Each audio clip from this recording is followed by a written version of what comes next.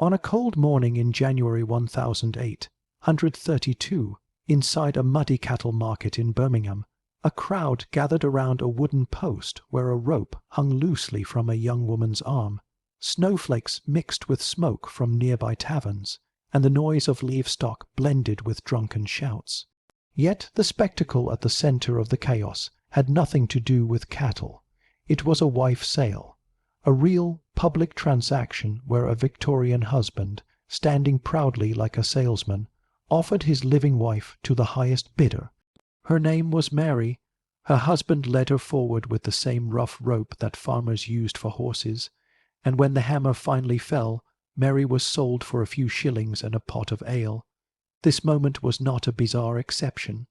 It was part of a disturbing practice that stretched across ** the late 1007, hundreds to the mid 1008, hundreds **. In the Victorian era, hundreds of such sales were recorded, not in secret alleys, but in open markets, fairs, and tavern yards. Townspeople treated these events with the same casual curiosity as auctions of livestock or farming tools. Newspapers documented them with straightforward descriptions, as though selling a wife were entirely normal. But how did a society that prided itself on manners, morality, and domestic order allow such a brutal public humiliation of women? Why did husbands drag their wives into markets like property? And why did some wives willingly agree to be sold? To understand the shocking reality behind this practice, we must step inside a world where law, marriage, economics, and desperation collided. Victorian England presented itself as a model of civilized progress, but beneath the surface, it remained bound to ancient traditions and a legal system that refused to recognize married women as individuals. Under the common law doctrine known as coverture, a married woman had no separate identity from her husband. She could not own property, sign contracts, take legal action, or even claim custody of her own children. Her wages belonged to her husband, her belongings belonged to her husband, even her body, legally, belonged to him. She existed in the eyes of the law only through him, and as poverty worsened during the Industrial Revolution, this legal imbalance collided with desperation. Many marriages had been arranged hastily, often driven by economic necessity rather than affection. Alcoholism, unemployment, violence, and crushing financial pressures tormented working-class families. Divorce was nearly impossible. Only the extremely wealthy could afford it, and even then, the process required an Act of Parliament. For ordinary people, escaping an unhappy marriage felt like escaping a prison with no door. That is why the spectacle of wife selling emerged as a twisted, informal solution. In the absence of affordable legal separation, working-class communities invented their own ritual. A husband who no longer wanted his wife would bring her to a public place, attach a halter or rope to her arm or waist, and declare her available for sale. The rope was symbolic rather than practical, copying the way animals were presented in markets. It was meant to signal to the crowd that the marriage bond was being severed and transferred.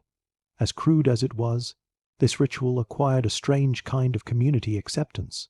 The buyer was often a man the wife actually preferred, sometimes even the man she had been living with after leaving her husband. In a time when women had no right to initiate legal separation and no legal identity independent of a man, this informal sale could give her a new living arrangement recognized within her community. The crowd served as witnesses. The transaction was a form of public contract. In their eyes, this made the separation legitimate. Newspapers reported these events with remarkable detail. One sale in 1833 described how a husband sold his wife for a single shilling, proclaiming to the crowd that she was a good-tempered, hard-working woman. In another case, a wife was sold along with her child for a small sum after the husband declared he could no longer feed them. Sometimes women insisted on the sale themselves, seeing it as a pathway to a better life. In one well-documented case, a woman who was sold later returned to the market and demanded a certificate from the witnesses confirming she was no longer tied to her former husband. It is crucial to understand the cultural logic behind this act. To Victorian legal authorities, wife selling was technically illegal, yet it persisted openly for decades. Police officers often ignored it. Magistrates occasionally punished participants, but usually with mild reprimands. Even judges admitted that, although unlawful, the practice had become a recognized custom among the poor. It filled a legal gap that the state refused to fix. This reveals one of the darkest truths of Victorian society. For all its polished etiquette, England failed to provide its working people with basic legal rights or accessible marital reform. The government did not want to lower the cost of divorce, fearing it would undermine the family structure. So instead of reforming marriage laws, authorities turned a blind eye while desperate couples invented their own solutions in public markets. Women caught in these sales lived complex emotional realities. Some were humiliated and terrified, forced into the ritual by violent husbands who viewed them as property. Others, however, saw the sale as liberation. If a marriage was unbearable and divorce impossible, a sale to a new partner offered a strange kind of freedom. There are accounts of women arriving at the market willingly, dressed neatly, and standing proudly beside the man they hoped would purchase them. These contradictions created a disturbing but deeply human scene. A wife sale could look like an act of cruelty, an act of desperation, or an act of mutual agreement depending on the individuals involved. Behind every sale was a story of poverty, inequality, and the crushing reality of a legal system stacked against ordinary people. By the mid-1800s, the practice was beginning to attract public criticism. Reformers, journalists, and social commentators started to denounce it as a stain on Victorian morality. The rise of women's rights movements turned additional attention toward the need to overhaul marriage laws. The Matrimonial Causes Act of 1857 finally made divorce more accessible, although still unequal. But even then, wife-selling did not disappear overnight. Cases continued into the late 19th century, with the last known sale occurring in 1913. Yet long before the newspapers began condemning it, wife-selling had already exposed the truth Victorian society tried to hide. Marriage for many women was not a sacred bond built on love. It was an economic arrangement in which they held no power. And when institutions failed them, communities created their own brutal solutions. To understand why the shocking ritual of wife-selling became embedded in British working-class culture, we must travel further back into the roots of English marital law.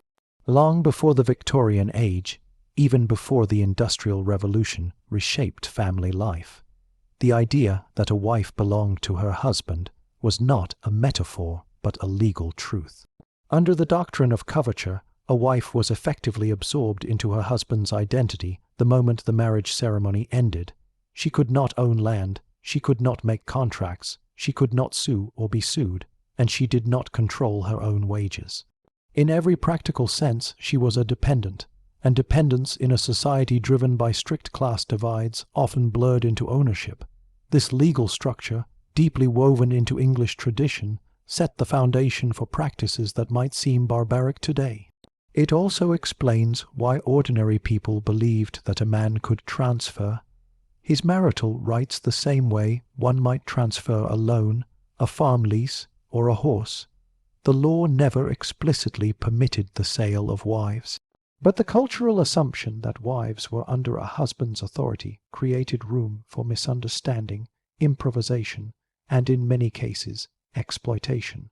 For the poorest classes, life in the late 1700s and early 1800s was defined by instability.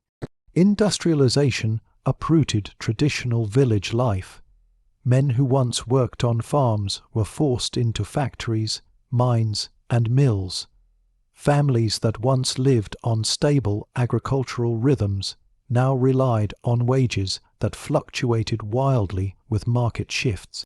Alcoholism surged in industrial towns, wages collapsed frequently, and the nature of marriage changed in ways society was not prepared to manage. With no social safety nets, these pressures caused family conflicts to explode. When a husband became unable to support his wife, either because he was unemployed, ill, or simply unwilling to shoulder the burden, he could not legally abandon her. Desertion was a crime, one that courts could punish harshly. Likewise, a wife could not leave her husband for another man without facing fierce moral condemnation and legal consequences. Children, property, and even her body were considered part of the husband's domain. If she fled, the law could force her back. This created a complicated trap. Couples stuck in unbearable marriages could neither leave nor legally separate unless they had the wealth to secure a private act of Parliament. That process cost more than an average working family's lifetime earnings. In this legal wasteland, wife selling emerged as a grassroots invention, an informal loophole crafted by people who had no other path forward. Newspapers of the era captured many stories that revealed how normal the practice had become among the poor. A Manchester paper in 1830 described a sale attended by nearly 300 people. A Leeds report in 1797 detailed a wife who insisted that her husband sell her proper so she could escape his cruelty and live with a man she actually cared for. In some cases, wives even arranged the buyer beforehand, approaching suitors privately and persuading them to pay. These women had discovered that the spectacle of a sale would protect them from accusations of desertion, allowing them to begin new partnerships without the threat of legal retaliation. Even more striking is the economic tone of these events. The price of a wife varied wildly. Some were sold for a few pennies, others for several pounds. The nature of the payment could be strange, even symbolic. There were cases where wives were exchanged for beer, livestock, tools, tobacco, or promises of future support. The value was never about the woman herself. It was about relieving the husband of his legal responsibility. A man who bought a wife was buying the duty to feed her, house her, and effectively serve as her new guardian in the eyes of the community. This twisted logic reveals a deeper truth about Victorian society. Marriage among the poor was often less a romantic institution than a survival contract.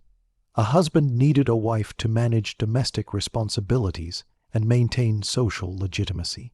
A wife needed a husband to be recognized legally, protect her from accusations of immorality, and provide basic financial support.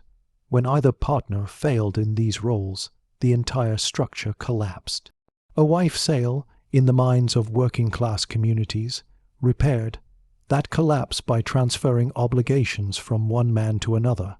Lawyers and judges frequently debated the legality of such sales. Officially, they held no legal force, but in practice, courts often treated them as evidence of mutual consent, especially when both parties clearly accepted the separation. One judicial report even admitted that although wife selling lacked legal validity, it functioned as a socially understood means of dissolution among the poor. This shocking statement reveals how even the judiciary recognized that the legal system offered no functional alternative. Some magistrates complained that they could not punish men for selling their wives if the women themselves insisted on the transaction. Others argued that prosecuting these events would criminalize poverty rather than solve the underlying issue. The ambiguity was never resolved. The government simply ignored the problem until reformers forced change decades later. Another important element behind wife selling was the role of public humiliation. The ritual itself resembled a theatrical punishment.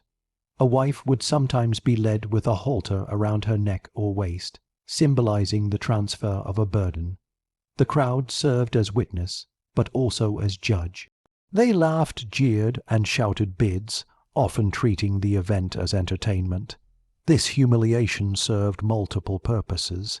It confirmed the husband's authority, it publicly severed the marriage, and it ensured that society recognized the transfer. Once a woman had been sold, she was unlikely to be taken back by her former husband, and her new partner would be publicly acknowledged as responsible for her. The darker side of this ritual is that many women suffered immensely. Some were forced into sales against their will, especially when their husbands saw them as economic liabilities. Others were victims of alcoholism, domestic violence, or exploitation. Even when a woman agreed to the sale, the society around her viewed her through the lens of property, not personhood. Yet the practice also reveals the cracks within Victorian moral narratives. While the upper classes wrote books on refinement, propriety, and household virtues, the poor were improvising survival strategies in muddy markets. This duality haunts Victorian history. On one side, the image of home as a sanctuary governed by love and respect. On the other, the reality of wives being sold beside livestock because the legal system refused to recognize their humanity. By the early 1800s, reformers began pushing for marital restructuring. Women's rights advocates argued that the existence of wife selling proved the urgent need for accessible divorce and legal independence for married women. Conservative voices resisted change, warning that loosening marital laws would unravel the fabric of society. The debate grew so heated that Parliament avoided it for almost 2 decades, but as literacy increased and newspapers spread across the country, public opinion began to shift. More citizens became aware of the brutality of public auctions. Journalists exposed the practice as a stain on national morality. Scholars pointed out how often women were trapped in violent homes with no recourse. Public pressure grew slowly but consistently. When the Matrimonial Causes Act of 1857 finally introduced civil divorce, it was celebrated as a breakthrough. Yet even this law preserved many inequalities. A husband could divorce a wife solely for adultery. A wife could divorce a husband only for adultery combined with cruelty, desertion, or severe abuse. Even with reform, women remained shackled legally. This transitional period produced some of the last wife sales. Communities that had relied on the ritual for generations were reluctant to abandon it. Some men still believed the mark. It was the only way to validate a separation. Others resisted the intrusion of government into what they saw as personal matters. The practice lingered in rural areas long after it began disappearing in cities. The final reported sale in 1913 shows how deeply ingrained it remained in cultural memory. The human stories behind the auctions, the social psychology of wife selling, and the turning point of reform to fully grasp the emotional reality of wife selling, we must leave the broad strokes of law and economics and step into the lived experiences of the men and women who stood in those markets. Newspapers, diaries, court records, and social commentaries provide vivid accounts of the people involved, revealing a complex mixture of desperation, hope, cruelty, negotiation, and sometimes even liberation.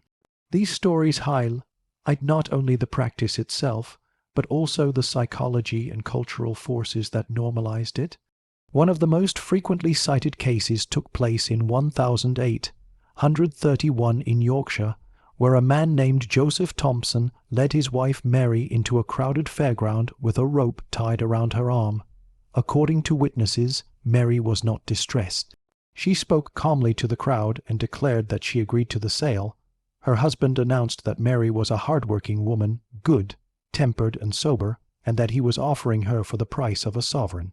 The buyer was a man Mary had been living with after leaving Joseph. When the sale ended, the three shared a drink together, marking the end of one relationship and the beginning of another. To modern sensibilities, it sounds grotesque. But to those involved, it was a practical solution that preserved dignity in a world where no legal mechanism existed for a clean separation. Yet for every consensual case, there were equally disturbing ones. In 1783, a woman in Derbyshire was sold while crying openly, pleading for the sale to stop. Her husband, drunk and enraged, ignored her protests. The crowd, instead of intervening, laughed and egged him on. The buyer, a stranger, dragged her away. Accounts like these reveal the darker side of wife selling, where women's humanity was erased under the cultural assumption that they were property. Many reformers would later use such stories to expose the brutality lurking beneath the polished facade of Victorian moral superiority. Another case involved a woman named Hannah, sold in 1815 by her husband for nearly nothing.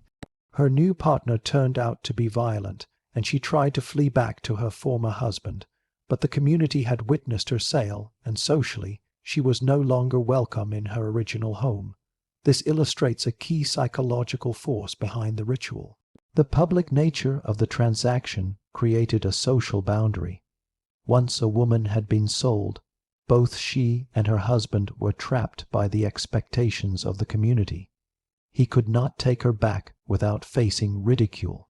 She could not return without being branded immoral or disloyal. The sale acted as both a symbolic severance and a social contract, binding all parties to the outcome. Witnesses often described the atmosphere of these events as chaotic, familiar, and disturbingly casual. Children watched, tavern owners cheered, farmers paused their business to shout bids. A wife sale was not a hidden shame but a public performance, a theatrical ritual that revealed the collective assumptions of the community. Psychologically, it functioned as validation.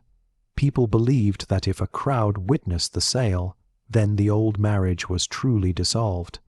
In an era when legal divorce was impossible for most, public spectacle replaced formal law. Another important psychological element was the halter or rope itself. It was not meant to restrain the woman physically. Instead, it symbolized the idea that the husband was transferring his rights to another man. It mimicked the presentation of livestock because, in the eyes of the law, wives were treated similarly in terms of ownership. The halter was meant to signal the moment of transition from one authority to another. Even wives who agreed to the sale accepted this symbolism, understanding that the public ritual protected them from accusations of adultery or abandonment. Historians also note that the presence of the crowd protected husbands from legal consequences. Since wife selling had no formal legal standing, it relied entirely on social acceptance. If the community believed the marriage was over, it effectively became over. People were less likely to report the couple to authorities, and local magistrates often ignored the event as long as there was no violence or complaint. This communal complicity is one of the most revealing aspects of wife selling. It shows how tightly working class communities relied on collective judgment rather than formal law. The Industrial Revolution intensified the emotional pressure behind these rituals. Life in factories and coal mines created extreme stress. Long working hours, harsh conditions, unemployment, and alcohol dependency tore families apart. Many men struggled with their diminished role as providers. Wives working in factories began earning their own wages, challenging traditional gender roles. Domestic conflict surged. Wife selling became a crude release valve for marital tension in a society that refused to modernize its family laws. The role of alcohol cannot be understated. Many sales took place in tavern yards or after heavy drinking. Some husbands agreed to sell their wives impulsively, then regretted their actions later. Others used alcohol as an excuse to avoid shame, pretending the sale was merely a drunken mistake when criticized. But the deeper truth remained: alcohol only amplified the underlying desperation of the working poor, who had no legal means to reshape their personal lives. Reformers who visited industrial towns were horrified. They described markets where furniture, tools, and livestock were sold alongside wives. Social commentators argued that wife selling was a symptom of a society refusing to acknowledge the moral crisis caused by poverty and inequality. They pointed out that the upper classes condemned the practice while ignoring the economic conditions that produced it. Politicians avoided debates on divorce reform because they feared appearing sympathetic to immorality. The government treated the issue as an embarrassment rather than a call for action. This tension reached a turning point by the 1840s and 1850s. The emergence of women's rights advocates began reshaping the national conversation.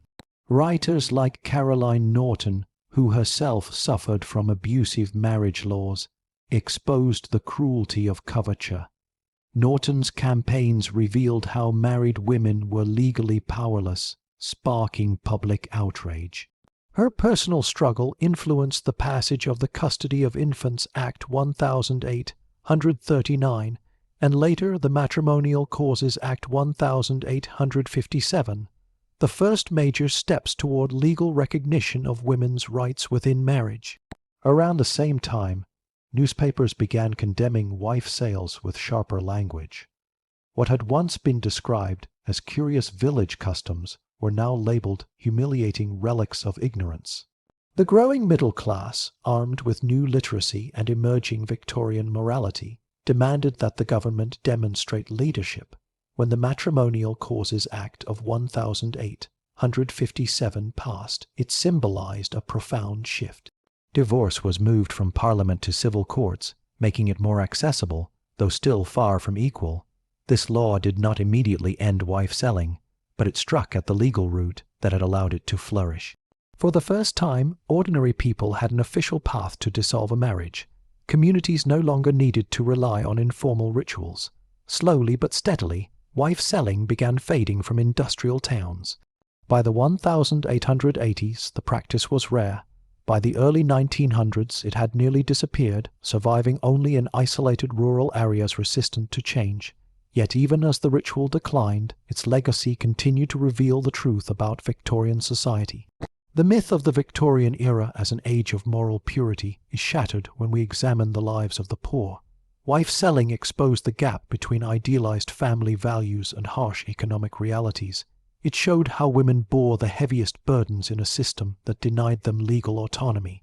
And it revealed the contradictions of a society that preached virtue while ignoring the suffering of its most vulnerable members. The decline of wife selling, the last recorded cases, and the dark legacy it left behind by the late 19th century, the landscape of British society was shifting. Industrialization had matured, cities had expanded, literacy had risen, and the middle classes began tightening their moral vision of what it meant to be a respectable family. This new cultural climate became increasingly hostile to the idea of wife selling. What had been tolerated, even treated as entertainment in local markets, now struck many as an embarrassing relic of a less civilized age. Reformers and journalists exposed the practice as incompatible with the evolving ideals of domestic virtue and marital sanctity that Victorian Britain loudly proclaimed. But even as public disapproval grew, the practice did not vanish overnight. It persisted stubbornly in pockets of rural England where tradition carried more weight than law, and where poverty still forced desperate solutions. One of the last widely reported cases took place in 1889 in the small village of Rainhill near Liverpool. A man named William Bartley brought his wife into a crowded street and offered her for sale. According to newspapers, she stood quietly as Bartley called out bids. A local labourer purchased her for a few shillings and a mug of ale. What made this case remarkable was not the sale itself, but the outrage it triggered. Local citizens protested, demanding police intervention. Reformers used the incident to argue that such humiliations continued only because Parliament had failed to grant working people full access to divorce. Although the sale technically held no legal weight, the community's reaction demonstrated just how far public opinion had evolved. What once drew applause now drew condemnation. Still, the ritual lingered into the early 20th century. The most frequently cited final case occurred in 1913, when a woman named Mrs. Lynch was sold by her husband in Leeds.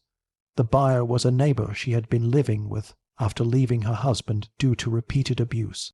The sale took place quietly, without the crowds of earlier eras, but it was still reported by local papers. This last sale marked the symbolic end of a tradition that had lasted more than a century. It also highlighted the truth reformers had been arguing for decades. Wife selling was less a barbaric custom than a desperate workaround created by people who had no lawful escape from violent or miserable marriages. As the practice faded, historians and social commentators began analyzing its meaning. What did it reveal about Victorian values? Why did it endure so long? And what does it say about the intersection of gender, poverty, and law? The answers are not simple. Wife-selling existed because British society clung to a marriage system that gave women no legal identity separate from their husbands. Coverture persisted well into the Victorian period, treating wives as dependents in theory and as property in practice. A husband who wanted to escape his responsibilities could not legally evict or abandon his wife. A wife who wanted to leave had no legal standing to file for separation. Divorce remained a luxury for the elite even after 1857, and the courts continued to favor men in nearly every decision. Within this legal vacuum, working-class communities developed their own rough alternatives. For many, wife-selling was a cruel and degrading ritual. For others, it was a pragmatic escape route. Some women walked into the market willingly, preferring a new partner who would treat them better. Reports describe wives arriving dressed neatly, smiling, even calling out their own virtues to increase their price. These women were not celebrating humiliation. They were seizing the only chance available to reshape their lives. The rope tied around their arm was not a symbol of ownership to them, but rather a public declaration that they were leaving one household and joining another. In a world where the law denied them agency, this public performance was a way to wrest back control. But the very existence of this ritual exposes the darker truths of British society. Victorian England, often remembered for its strict moral codes and emphasis on family respectability, was in reality a deeply unequal world. The middle and upper classes preached ideals of domestic purity and marital devotion, yet they tolerated a system that denied poor women any real security. The elite condemned wife-selling as immoral, but they ignored the laws and economic conditions that made such desperate acts necessary. This hypocrisy is one of the starkest contradictions in Victorian life, a reminder that progress in one part of society often masks suffering in another. The decline of wife-selling coincided with broader movements for women's rights. Campaigners demanded reforms to property laws, child custody rights, income control, and access to divorce. Step by step, these efforts dismantled the legal framework that had made wife-selling possible. The Married Women's Property Acts of 1008, 170 and 1008, 182 allowed women to control their earnings and own property independently. New custody laws recognized women as legitimate guardians of their children. Divorce courts slowly began treating women more fairly. As the law changed, the need for informal marital dissolution disappeared. By the early 20th century, wife-selling had become a shameful memory, studied by antiquarians and occasionally invoked by politicians as a symbol of past ignorance. Yet it remained etched in cultural memory because it exposed something raw and uncomfortable, the extent to which society had failed its poorest women. Even decades after the last sale, newspapers and reform groups referenced the practice to highlight ongoing gender inequality. Some used it to argue that the legal system modernized too slowly. Others used it as a warning against romanticizing the Victorian past. Today, the history of wife-selling forces us to rethink the narrative of Victorian morality. It challenges the idea that the era was defined by strict family values. It reveals that beneath the polished surface of parlor manners and Christian virtue lay a violent contradiction. A society that idealized women as moral guardians while denying them basic legal rights. It also shows how poverty exposes every weakness in a legal system. When the law refuses to resolve the problems of the poor, those communities will find solutions of their own, however brutal. The legacy of wife selling is therefore not simply a historical curiosity. It is a lesson about the dangers of inequality and the consequences of failing to provide fair legal protections to all citizens. It reminds us that social customs, even shocking ones, do not arise from nowhere. They emerge from the pressure of lived realities, from the economic and emotional struggles of ordinary people trying to survive within rigid systems. Wife selling was not an act of savagery practiced by a few strange individuals.